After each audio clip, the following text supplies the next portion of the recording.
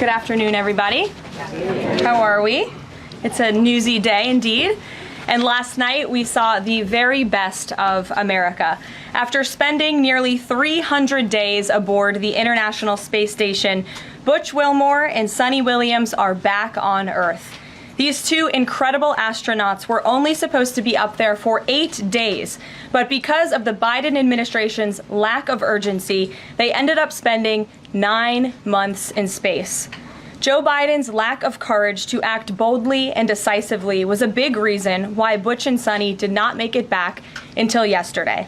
But President Trump doesn't waste time.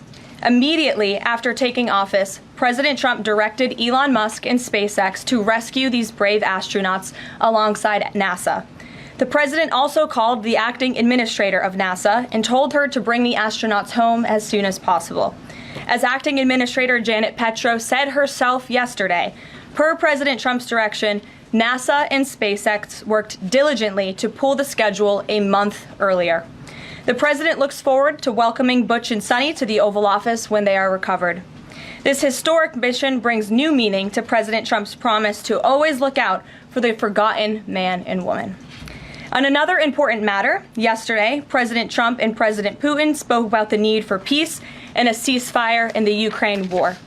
Both leaders agreed this conflict needs to end with a lasting peace and also stressed the need for improved bilateral relations between the United States and Russia.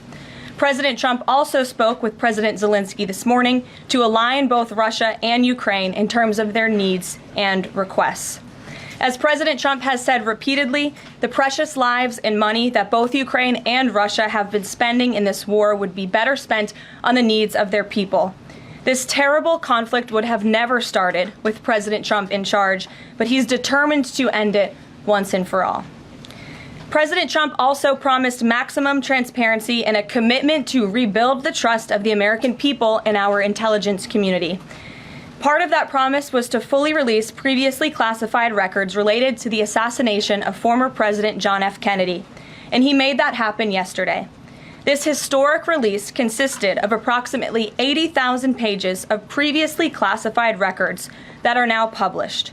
The records are available to access either online at archives.gov/JFK or in person, accessible to the American people at the National Archives in College Park, Maryland.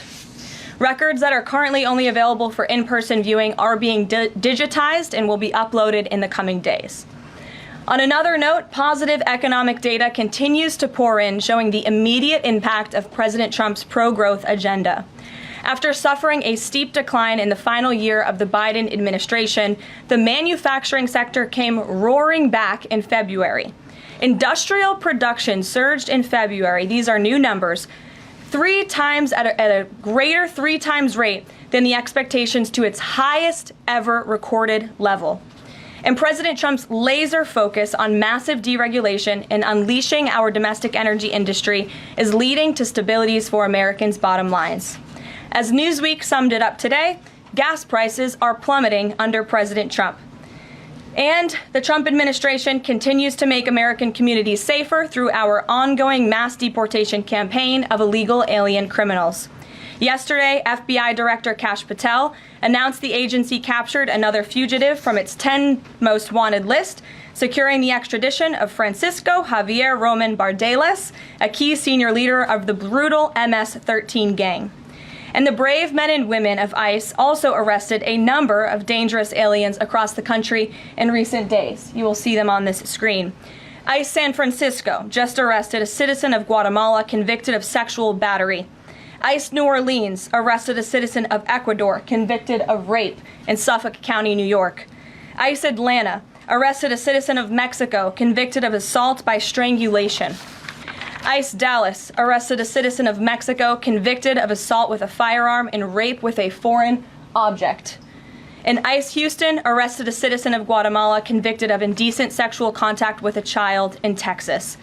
These are heinous criminal alien monsters who the previous administration allowed to flood into our country. And every time President Trump and this team deport one of them, our country becomes safer. Finally, before I open it up to questions, I want to tout how successful our efforts have been in filling out President Trump's administration. There have been a record number of 281 Senate confirmed nominations already, with another 280 in process. Here at the White House, OPM, and GSA, we have filled 100% of the total number of slots. And this is a record number of placements in the first 58 days of any administration, and a testament to the caliber and the sheer quantity of talented people who want to work for President Trump to make America great again. Here in our new media seat today, we have Katie Pavlich. Katie is the editor of townhall.com, which is a subsidiary of Town Hall Media. It's a leading conservative news and opinion outlet based right here in Washington, D.C., with writers and journalists reporting around the country. Last year, Town Hall Media had 60 million unique users and 1.4 billion page views, with a broad reach on a number of social media platforms. With that, Katie, please kick us off. Thank you, Caroline. Really appreciate it. Sure. Thank you. So given the back and forth with this U.S. District Judge and the administration's use of the Alien Enemies Act, does the president plan to send new and additional flights of Venezuelan gang members, now designated as foreign terrorists, from the U.S. to El Salvador or elsewhere? Can Americans expect to see those flights sometime soon? Americans can absolutely expect to see the continuation of the mass deportation campaign that has been successfully led by this president, Secretary of Homeland Security Kristi Noem, and also our Secretary of State, Marco Rubio. Since you brought up the judges, I would like to point out that the judges in this country are acting erroneously. We have judges who are acting as partisan activists from the bench. They are trying to dictate policy from the President of the United States. They are trying to clearly slow walk this administration's agenda, and it's unacceptable. As the President said last night, we will continue to comply with these court orders. We will continue to fight these battles in courts, but it's incredibly apparent that there is a concerted effort by the far left to judge shop, to pick judges who are clearly acting as partisan activists from the bench in an attempt to derail this president's agenda. We will not allow that to happen. And not only are they usurping the will of the president and the chief executive of our country, but they are undermining the will of the American public, tens of millions of Americans who duly elected this president to implement the policies that are coming out of this White House. And then one more question. Senate Minority Leader Chuck Schumer said yesterday that he was united with Democrats in working against Americans who, quote, their attitude is, I made my money all by myself, how dare your government take my money from me? Or, I built my company with my bare hands, how dare your government tell me how to treat my customers? What is the president's response to this, given his upcoming tax agenda and need to work on Capitol Hill? Well, we certainly hope that Democrats all of a sudden are for more money in the pockets of the American public. The president has made it incredibly clear that he is committed to tax cuts. He is committed to passing a big reconciliation package later this year, ending no taxes on tips, taxes on overtime, no taxes on Social Security for our hardworking seniors. And we encourage everybody on Capitol Hill to support that when it comes to the finish line, especially Democrats who clearly need a boost from the American public right now. Their approvals are at an all-time record low. Thanks for being with us, Katie. Garrett. I have one other question, but I want to follow up on Katie's question, actually. You said the mass deportation campaign would continue, but she asked about the flights specifically. Will those flights to El Salvador continue while this case is being appealed? We don't have any flights planned specifically, but we will continue with the mass deportations. And I would just like to point out that the judge in this case is essentially trying to say that the president doesn't have the executive authority to deport foreign terrorists from our American soil. That is an egregious abuse of the bench. This judge does not have that authority. It is the opinion of this White House and of this administration, and that's why we're fighting this in court. And it's very, very clear that this is an activist judge who is trying to usurp the president's authority. Under the Alien Enemies Act, the president has this power, and that's why this deportation campaign has continued. And this judge, Judge Boasberg, is a Democrat activist. He was appointed by Barack Obama. His wife has donated more than $10,000 to Democrats, and he has consistently shown his disdain for this president and his policies, and it's unacceptable. You took me right where I wanted to go about the idea that these people are all foreign terrorists, but Judge Boasberg was originally appointed by George W. Bush and then elevated by Barack Obama. I just feel like I should clear that up. Well, let me just say something to that effect, Garrett, 67% of all of the injunctions in this century have come against which president? Donald J. Trump. Let me say that again. 60% of the injunctions by partisan activists in the judicial branch have come against President Donald Trump, and 92% of those have been from Democrat-appointed judges. This is a clear, concerted effort by leftists who don't like this president and are trying to impose or slow down his agenda. So, given that, do you think it's a good use of Congress's time and the president's political capital to try to impeach and remove a federal judge, which would take 67 votes you're unlikely to get in the Senate? Well, look, the president has made it clear that he believes this judge in this case should be impeached, and he has also made it clear that he has great respect for the Chief Justice John Roberts, and it's incumbent upon the Supreme Court to rein in these activist judges.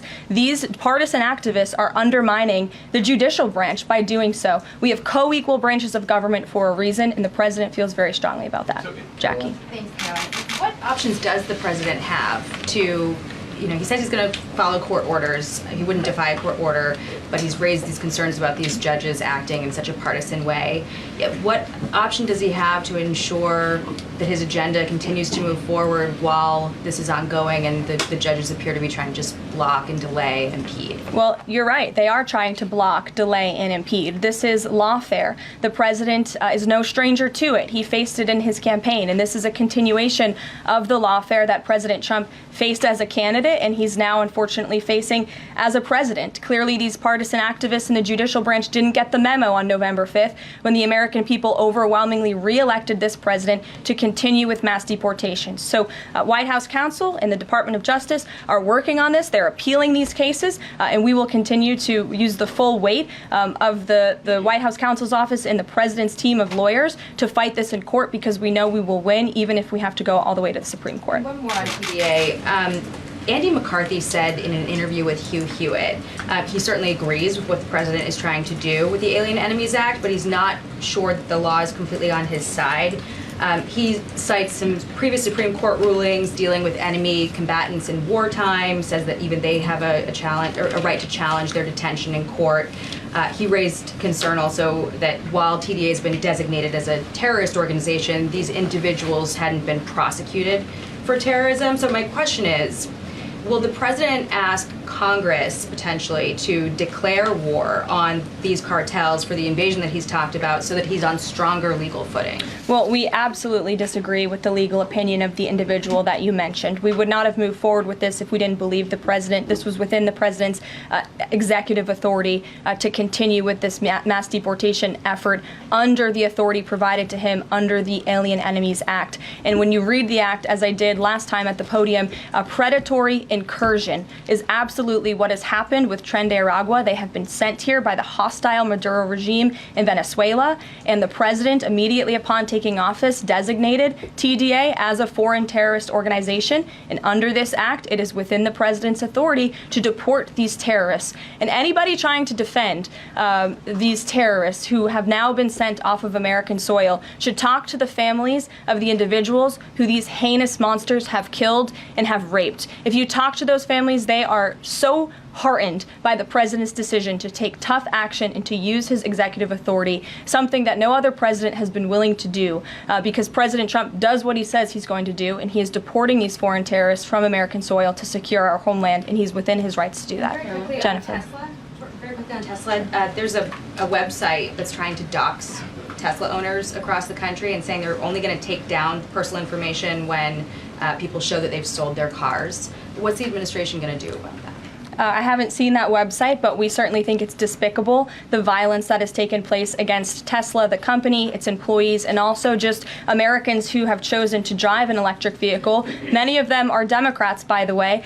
Democrats were big supporters of Tesla and of electric vehicles until Elon Musk decided to vote for Donald Trump. So we would like Democrats to also come out and condemn this heinous violence that we have seen, and I believe the Attorney General has said she's investigating these incidents as acts of domestic terrorism. Jennifer. On Ukraine, can you say, is the White House going to pause foreign military aid or intelligence sharing with Ukraine as Russia says it's pushing for? And then I have a follow-up on the Federal Trade Commission. Sure. When it comes to Ukraine, I do have a statement for you from the National Security Advisor and also the Secretary of State. First, I'd like to reiterate what the President said earlier following his call with President Zelensky this morning. He said he just completed a very good telephone call with President Zelensky. It lasted approximately 1 hour. Much of the discussion was based on the call made yesterday with President Putin in order to align both Russia and Ukraine in terms of their requests and needs.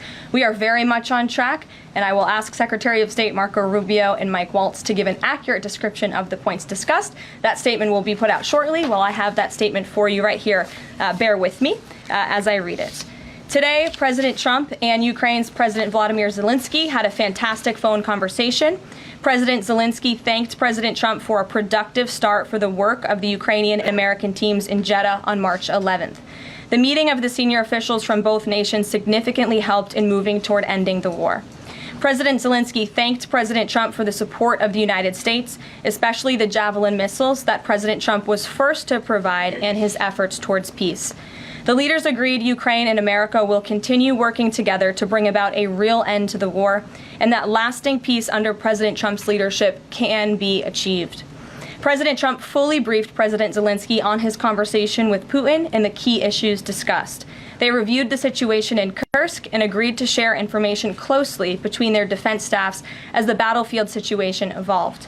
President Zelensky asked for additional air defense systems to protect his civilians, particularly Patriot missile systems, and President Trump agreed to work with him to find what was available, particularly in Europe. The two leaders also agreed on a partial ceasefire against energy. Technical teams will meet in Saudi Arabia in the coming days to discuss broadening the ceasefire to the Black Sea on the way to a full ceasefire. They agreed this could be the first step toward the full end of the war and ensuring security. President Zelensky was grateful for the president's leadership in this effort and reiterated his willingness to adopt a full ceasefire. President Trump also discussed Ukraine's electrical supply and nuclear power plants. He said that the United States could be very helpful in running those plants with its electricity and utility expertise. American ownership of those plants would be the best protection for that infrastructure and support for Ukrainian energy infrastructure. President Zelensky also thanked President Trump for continuing to push humanitarian concerns, including the exchange of prisoners of war. He noted they had just had a successful exchange and thanked the president for his leadership on that. President Trump also asked President Zelensky about the children who had gone missing from Ukraine during the war, including the ones that had been abducted, and President Trump promised to work closely with both parties to help make sure those children were returned home. They agreed all parties must continue the effort to make a ceasefire work. The presidents noted the positive work of their advisors and representatives, especially Secretary Rubio, National Security Advisor Mike Waltz, Special Envoy Kellogg, and others. The presidents instructed their teams to move ahead with the technical issues related to implementing and broadening the partial ceasefire. The presidents instructed their advisors and representatives to carry out this work as quickly as possible. The presidents emphasized that in further meetings, the teams can agree on all necessary aspects of advancing toward lasting peace and security. That is a lengthy statement that was just given to me, so thanks for bearing with me. Our office will, of course, provide this after. And as you know, as I just pointed out in the statement, the president's team of negotiators and national security experts will be heading to Saudi again later this week to continue working on and ironing out the details. But I would just like to emphasize we have never been this close to peace, and it's only because of President Trump that we are here. I think a couple of years ago, as you all reported on the war, it was incomprehensible to have a partial ceasefire in this conflict. And today, that is true because of the leadership of this president. So they Mary. agreed to closely share information between their defense staffs. Does that mean all intelligence sharing will continue? So the White House is rejecting Russia's request to pause that. Intelligence sharing in terms of defense for Ukraine will continue to be shared. Mary. Thanks, Caroline. I have two questions. One on the United States Institute of Peace and then on the Supreme Court, if that's okay. Sure. So on the United States Institute of Peace, this is a little bit wild. I understand the old president refused to leave after he was removed from his position. He barricaded himself in his offices, had to be escorted out by police, left the building without Wi-Fi, telephones, elevators, and more, and is now telling media that Doge broke in and illegally removed him. So can you comment on this sequence of events and specify, did Doge illegally enter? I'm really glad you brought this up, Mary. We were made aware of this story by individuals at Doge, at Elon Musk's team, and also at the State Department who were unable to access this building. And it became very clear that there was a concerted effort amongst the rogue bureaucrats at the United States Institute of Peace to actually physically barricade themselves essentially inside of the building to prevent political appointees of this administration who work at the direction of the President of the United States to get into the building. There was a piece in the Daily Caller, thank you for sharing the truth on this, about what happened. Staff contacted the MPD in an attempt to prevent Doge personnel from entering. They barricaded the doors. They also disabled telephone lines, internet connections, and other IT infrastructure within the building. They distributed flyers internally, encouraging each other to basically prevent these individuals from accessing the building. I use this to say this is what Doge and this administration is facing. It's a resistance from bureaucrats who don't want to see change in this city. President Trump was elected on an overwhelming mandate to seek change and implement change, and this is unacceptable behavior. Thank you. And just really quick on the Supreme Court, I know it's been almost 3 years now since the leak of the draft Dobbs opinion to Politico, actually. A leak which sparked protesting outside the homes of the justices and even brought on one attempted assassination attempt. I know Justice Alito said that it made the justices targets for assassination, but yet the Supreme Court has not tracked down any leaker.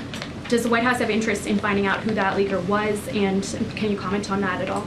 I know generally speaking the president has an interest in finding leakers and he believes it's unacceptable, and it's the position of this administration. You've seen the Secretary of Homeland Security has taken tough action at her agency. Leaking is unacceptable to this president and to the leaders across the board in this cabinet, especially when it puts people in harm's way. Sure. Thank you, Caroline. A mom whose daughter was forced to change in a locker room with a biological male at school filed a complaint with the DOJ. How will the Trump DOJ deal with violations of President Trump's orders protecting women and girls like this? I would defer you to the Department of Justice on that specific case, but the president has made it incredibly clear that it is the policy of this administration that there are only two genders, male and female, only two sexes rather, male and female, and that we are not going to tolerate such behavior by men pretending to be women. The president will continue to strongly stand for the rights of women and girls, not just in sports and on athletic fields, but also in private spaces like locker rooms and bathrooms. Sure. Go ahead. Thank you. On the FTC, two quick questions. Can you explain the president's thinking in his decision to fire the two Democratic commissioners, especially given that Mark Meadow is on track to be confirmed next week and there would be a Republican majority? My biggest question is why now? Sure. Because the time was right to let these people go, and the president absolutely has the authority to do it. And they were given ample notice in a letter that I believe your outlet reported on. So it pretty much explains exactly why this administration chose to let those individuals go. Is the ultimate goal to get this to the Supreme Court to try to overturn the 1935 precedent? The goal was to let these individuals go. If we have to fight it all the way to the Supreme Court, we certainly will. Rachel. Back to those deportation flights to El Salvador, can the administration provide any more details on how authorities determined that each of those men were in fact members of a gang? And if the White House can publish images, photos, videos of those men, why can't the administration just release basic information like their identities and names? We are not going to reveal operational details about a counterterrorism operation, but what I can assure you, as I said on Monday, we have the highest degree of confidence in our ICE agents and our Customs and Border Patrol agents who have committed their lives to targeting illegal criminals in our country, particularly foreign terrorists, and they had great evidence and indication. They have the highest degree of professionalism, and they were 100% confident in the individuals that were sent home on these flights and in the president's executive authority to do that. To follow up, I know in the last briefing you cited privacy concerns as a reason why the administration may not be able to reveal the identities. What exactly are the privacy rights of immigrants who were deported that the administration says were dangerous enough to be sent to El Salvador and sit in a prison? Again, as I just said, we're not going to reveal the operational details of a counterterrorism operation for quite obvious reasons. We're trying to combat terrorism here in the United States of America. Jeff. I could ask something else about the phone call yesterday. There was a couple different readouts from the Kremlin and the U.S. on a couple different points. One was energy and infrastructure. The U.S. statement said energy and infrastructure. The Kremlin said energy infrastructure. What is your understanding of what the actual substance of that disagreement was, then I have one other question on that. I would defer you to the readout that was provided by the White House. That's our understanding, and that's the truth. And if I could ask a question about the judge as well. How does a president define a bad judge? Is it just someone who disagrees with him? And is that a dangerous precedent in this case, because this is a temporary ruling from Judge Boasberg that he could ultimately rule in your favor? Is he setting up a standard here for calling for the impeachment of a judge who may ultimately rule on your side? No, it has nothing to do with disagreeing with the president on policy. It's with disagreeing with the Constitution and the law. And it's trying to usurp the authority of the executive branch of this country. It's having baseless reasoning for these injunctions. And it's a clear effort by these judges to slow roll this president's agenda. And if you just look at the injunctions that this president has faced, deporting foreign terrorists from our homeland, hiring and firing of executive branch employees, which when the president is the executive of the executive branch. You also see an injunction by a partisan activist judge when it comes to the Secretary of Defense trying to determine the readiness of our troops and the qualifications of our troops in our armed forces. Does a single district court judge really have more authority over the Commander-in-Chief and the Secretary of Defense to determine who should serve in our United States Armed Forces? Absolutely not. Anyone who has taken a basic civics lesson can understand that, and it's ridiculous lawfare that we are witnessing. The president said he supports. I'm sorry. The president said he respects the Chief Justice here. Mm-hmm. Does he respect him specifically on this case and this opinion, or respects him overall? And has he spoken to any other Supreme Court justice? The president respects Chief Justice Roberts overall. He just expressed that to me in the Oval Office. But it's also quite clear that the Supreme Court needs to rein in these judges who are acting as partisan activists, and they are undermining the judicial branch. And it's a dereliction of duty on their behalf. Deanna, go ahead. Thank you so much, Caroline. On the call with Zelensky, did they discuss the minerals deal at all? Is that back on the table, and what do the Ukrainians have to do to get that back on the table? And then one on the Russia call as well. Again, I just provided a very lengthy readout of the call that was provided by the Secretary of State and the National Security Advisor. And now we have moved beyond the economic minerals deal. We are at a place of peace. We're at a partial ceasefire, and we're moving towards a full ceasefire and a long-standing peace in this conflict. And that's great news for the American public. The Kremlin readout mentioned that Trump and Putin spoke about potential U.S.-Russia hockey games. And the Kremlin readout also said that Russia wanted the U.S. to stop U.S. intelligence and U.S. funding to Ukraine. The president has said that that conversation did not happen. Just wondering if you can get us any more clarity on that. And also, again, if it's energy infrastructure or if it's energy and infrastructure, because I think there is a big difference between that. Again, as for the readouts of the call, I would defer you to ours. And when it comes to the topic of hockey, it did come up. However, we're more interested in securing a peace deal than scheduling hockey games right now. Sean. Hey, about the deportation flight. So was it the president himself who directed the planes to stay in the air after the judge ordered them to turn back? The president invoked the Aliens Enemies Act with a proclamation, which then directed the Department of Homeland Security and the Department of State to move forward with the plan of action. And as I said yesterday, all of the planes that were subject to the judge's written order took off before the order was submitted in court. I was asked and answered that question multiple times yesterday. Kate, go ahead.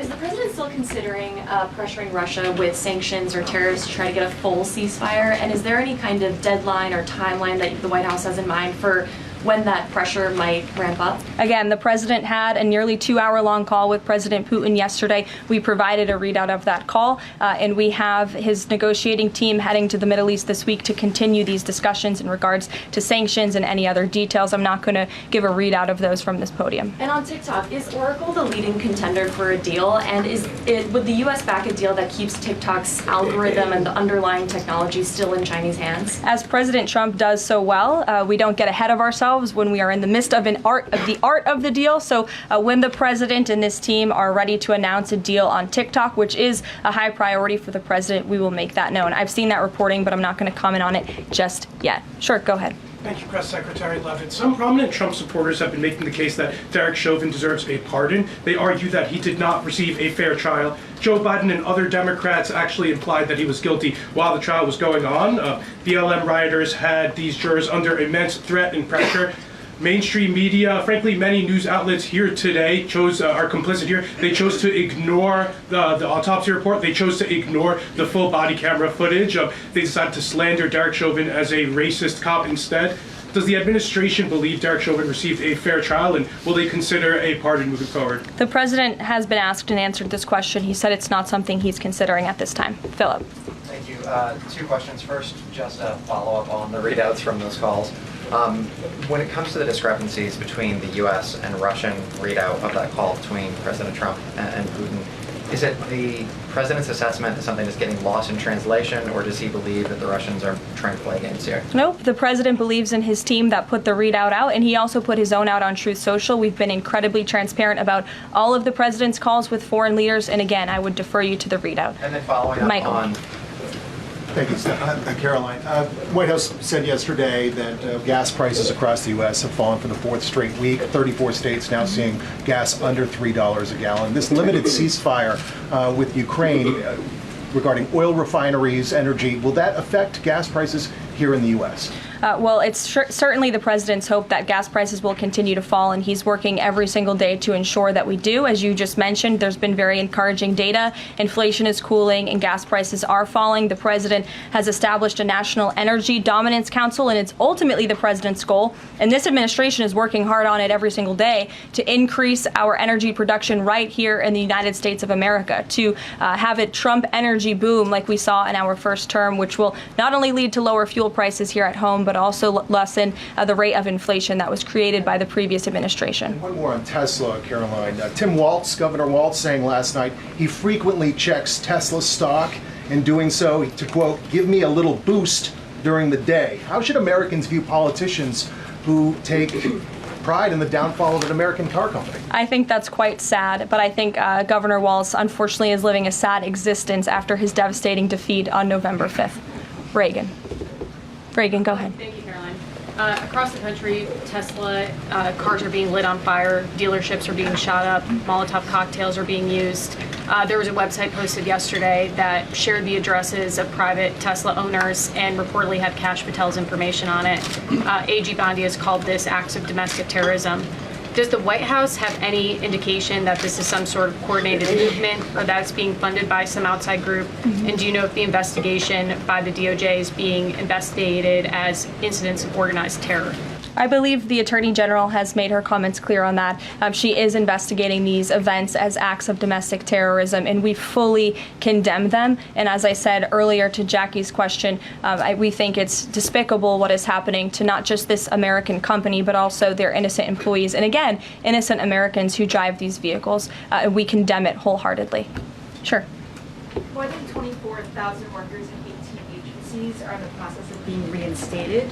What is your message to these workers, and can you assure them they won't be fired again as the administration directs agencies to do more layoffs? Well, the administration is complying with the court's order. Again, as I have spoken about repeatedly, we think it's despicable that we have judges acting as judicial activists, partisan activists, trying to dictate who the president of the United States, the executive of the executive branch, can hire and fire. We have never seen anything like this. We are fighting this in court, and we will continue to fight it all the way to the Supreme Court if we have to. And as for federal employees, it's been the very common sense position of this president and the administration that bureaucrats here in Washington, D.C. need to show up to the office just like the rest of America. Middle-class Americans, from doctors to business owners to teachers to law enforcement officers, have to show up to their offices every single day. And the president has made it a clear priority that people in this city have to do the same. And we are also continue to be committed to reducing the scale of our workforce and to reducing the size of our federal bureaucracy here in Washington, D.C. to save taxpayers' money. Annie, go ahead. Thanks so much. In the statement that you read, you referenced the president's interest in helping return Ukrainian children to their parents and to their families.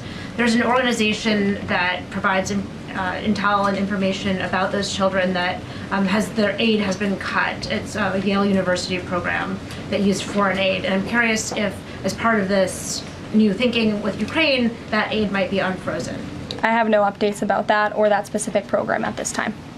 Karen. Thanks, Caroline. Just to follow up on your answer to the question on the minerals deal, you said that the White House has moved beyond the minerals deal. What does that mean? Is that no longer on the table? Nope. It means the minerals deal was that first set of framework that you all saw in that very public meeting with President Zelensky and President Trump in the Oval Office. We are now focused on a long-term peace agreement. As you know, on that deal or that meeting between President Zelensky and President Trump, the Ukrainian president at the time wasn't talking about a greater peace deal. We are now at that place where we are talking about that. So we've moved beyond just the economic minerals deal framework, and we're looking at a lasting ceasefire. Right now we're at a partial ceasefire, but again, the president is sending his highly skilled, intelligent, and experienced team to Saudi Arabia later this week to continue fighting for peace in this conflict. And I would just reiterate one more time, we have never been closer to peace than we are today. Thank you very much, everybody. We'll see you later. Caroline, you can go Gaza question.